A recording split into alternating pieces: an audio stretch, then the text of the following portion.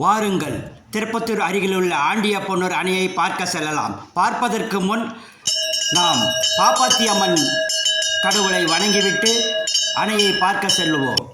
இங்கு பழங்களை குளத்தில் விடும் வழக்கம் உள்ளதால் பழங்களை குளத்தில் விட்டுவிட்டு பொரிகளை படைக்கும் வழக்கமும் உள்ளது.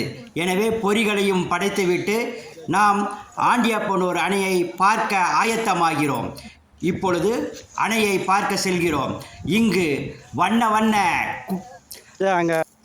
பூஞ்சோலைகள் போல் அமைக்கப்பட்டிருக்கும் இந்த இடத்தை காண வாருங்கள். இங்கு பல யூடியூபர்களும் நடிகர்களும் வந்து சென்றுள்ளனர். வண்ண வண்ண காட்சிகளுடன் இங்கு பார்க்குகள் அமைக்கப்பட்டிருக்கிறது. இந்த கோடை விடுமுறையை உங்கள் குழந்தைகளுடன் கண்டுகளிக்க வாருங்கள் வாருங்கள் என்று உங்களை அன்புடன் அழைக்கும் சுரேஷ் ராஜா சேனல்.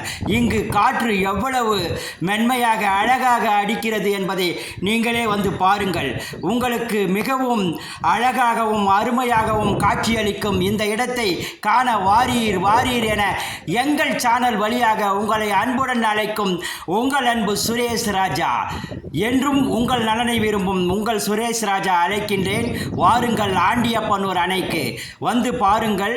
புதுப்பிக்கப்பட்டுள்ள இந்த அணையை கண்டு நீங்கள் ஆனந்தம் அடையுங்கள் என்று உங்களை அன்புடன் வேண்டி விரும்பி அழைக்கும் உங்கள் அன்பு சுரேஷ் ராஜா.